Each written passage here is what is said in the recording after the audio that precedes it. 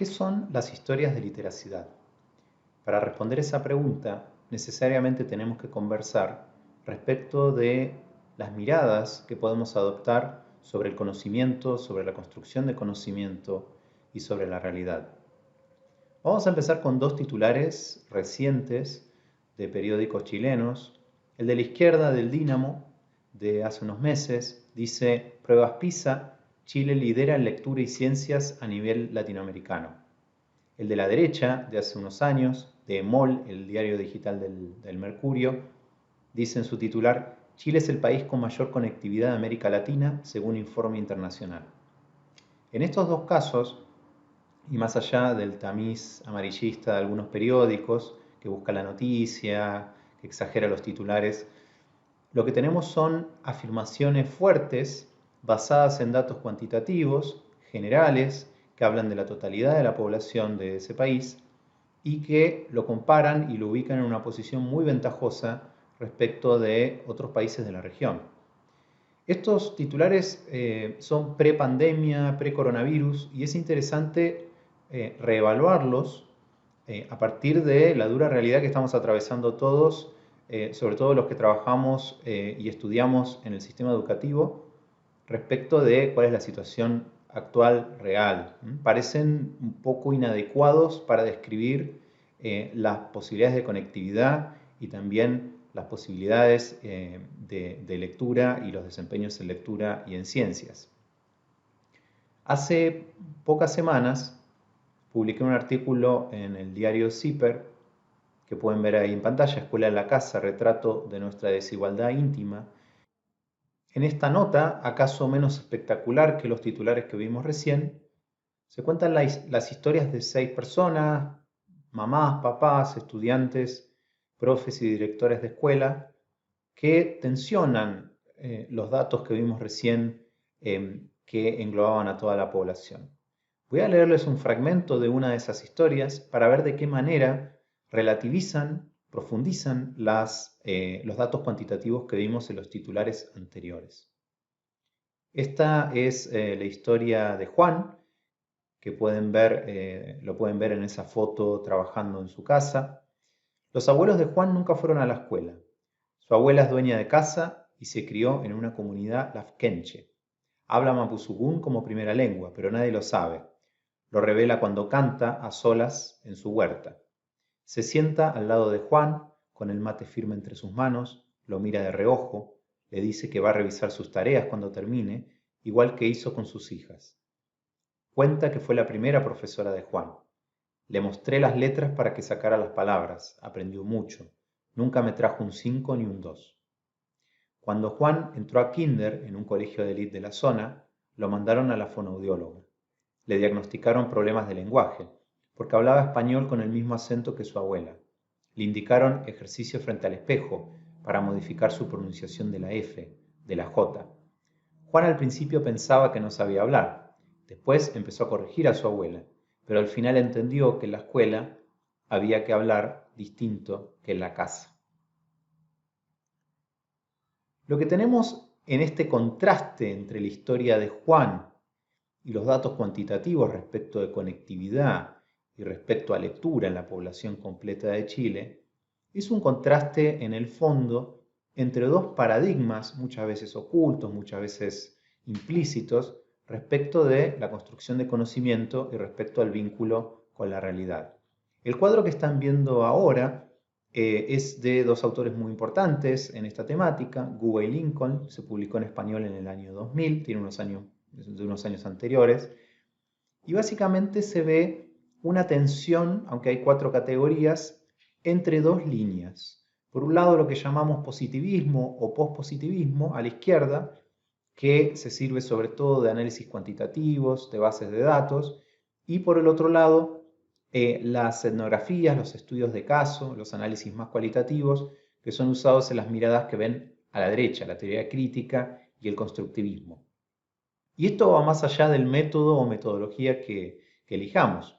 Tenemos acá una posición respecto de la realidad y tenemos una posición respecto del conocimiento. En el caso del positivismo y el pospositivismo, hay un realismo que significa que podemos conocer la realidad, hay una posición dualista respecto del objeto de estudio que es ajeno al investigador.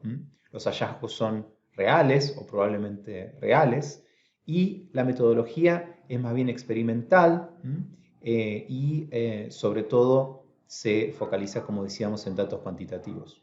Mientras que en el otro paradigma, el paradigma crítico o constructivista, no tenemos una mirada realista, sino relativista. Las realidades son construidas local y subjetivamente. La investigación misma es transaccional. Hay una influencia de la persona que investiga, hay una subjetividad de la persona que investiga, y en ese sentido también las metodologías son más dialécticas, más interpretativas, más hermenéuticas, y favorecen el estudio de caso, la etnografía y el análisis cualitativo, como decíamos recién. Entonces, desde el lado más cuanti, vamos a decir que tenemos caracterizaciones para grupos amplios, las conclusiones son generalizables, o al menos se busca que lo sean, las variables que manejamos son más bien clásicas, típicamente atribuidas a los elementos sociodemográficos como género, edad, escolaridad. Hay un control de variables, se espera controlar variables para ver cuáles son las relaciones y los efectos de las variables seleccionadas, y también se buscan justamente correlaciones estadísticamente significativas, más allá del azar, entre esas variables.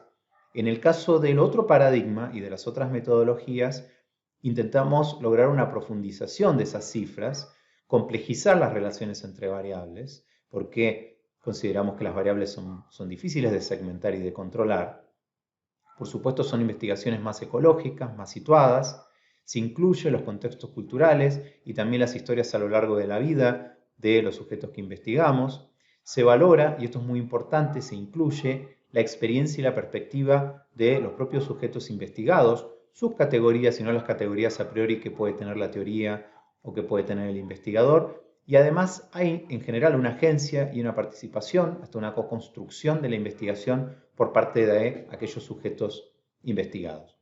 Entonces, si bien hay una tensión, una dicotomía casi entre dos paradigmas subyacentes, dos maneras de entender la realidad y nuestro rol respecto de quienes queremos entender esa realidad, también podemos decir que podemos colocarnos en una posición intermedia de métodos complementarios o de métodos mixtos que entiende que los datos cuantitativos, por ejemplo, son necesarios para enmarcar estudios de caso o que los estudios de caso o ciertas metodologías agregan profundidad a una investigación cuantitativa. Por supuesto, eso es lo más difícil de hacer, se requieren muchos recursos, pero de alguna manera también hay vasos comunicantes entre estas dos miradas sobre la realidad. ¿Qué rol tiene en esta dicotomía las narraciones? Bueno, obviamente las narraciones se ubican en un paradigma más constructivista y más crítico.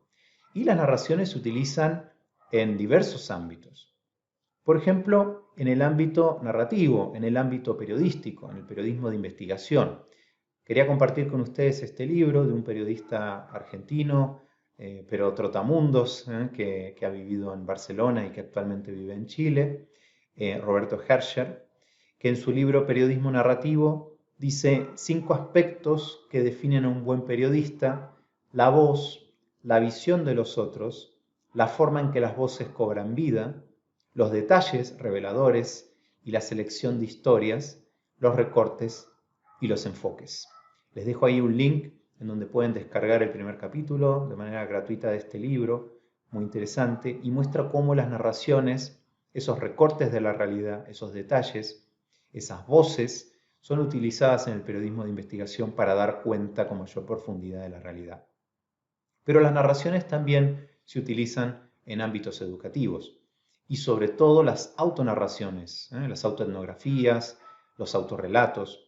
En este libro del Ministerio de Educación de Argentina, que también pueden descargar en este caso de forma completa y de manera gratuita, la documentación narrativa de experiencias pedagógicas, en el capítulo introductorio se define la utilidad y el rasgo de estas autonarraciones. Elaborar una narración implica, de este modo, seleccionar hechos o episodios de lo que se vivió y configurar con ellos una cierta unidad de sentido, una intriga, que otorga significado a aquello que de otra manera aparecería disperso y sin relaciones mutuas. La identidad del sujeto es identidad narrativa, porque la pregunta por el quién eres, quién soy, se responde narrando una historia, contando su vida. En esta cita, lo que vemos es una valoración de las narraciones, y en particular de las narraciones sobre uno mismo, sobre una misma, respecto de la interpretación y la construcción de sentidos de esa historia propia. Y por otro lado, la vinculación íntima entre la historia y la identidad o identidades de esa persona.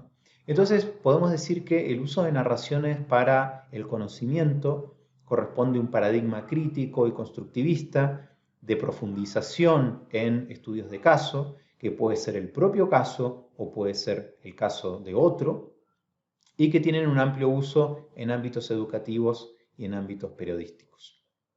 Vamos a ver ahora un pequeño video de 1 minuto elaborado por la Escuela Técnica de la Universidad de Quilmes, donde justamente un estudiante de 5º año del último año de la escuela secundaria hace un autorrelato desde su posición de primer graduado de la escuela secundaria en su familia. ¿Voy a la escuela, mamá? Bueno, hijo, cuídate, que Dios te acompañe. Chao. Me siento orgulloso de ser el primero en mi familia a terminar la secundaria. Me hubiese gustado que mis hermanas terminaran, pero bueno, por razones de la vida no pudieron. Y sí, me parece importante porque aprendí muchas cosas. Soy alguien, ¿no? Pero yo quisiera ser alguien más. Tener un trabajo digno, que nunca me falte nada ni a mí ni a mi familia. O sea, que voy a tener un futuro. Que te dan posibilidades de hacer algo por vos. Que parte acá en la escuela, aprendés mucho. Supongo que gracias a la escuela y a las personas que están ahí adentro soy lo que soy ahora. Me enseñaron ellos más que mi familia. Porque estoy 8 horas acá adentro. Soy Rubén Chávez, soy estudiante de la secundaria de la UNCI. Tengo 17 años y soy el primero de mi familia que va a terminar la secundaria, con mucho orgullo. Rubén construye un relato a partir de una cámara, a partir de la palabra, en donde interpreta quién es, interpreta sus identidades, quién era, quién es, quién quiere ser o qué confluencia de identidades hay. Cuenta qué aprende en cada ámbito, nos muestra sus ámbitos, nos abre la puerta a la escuela, al aula, a la universidad, a la familia, a sus amigos.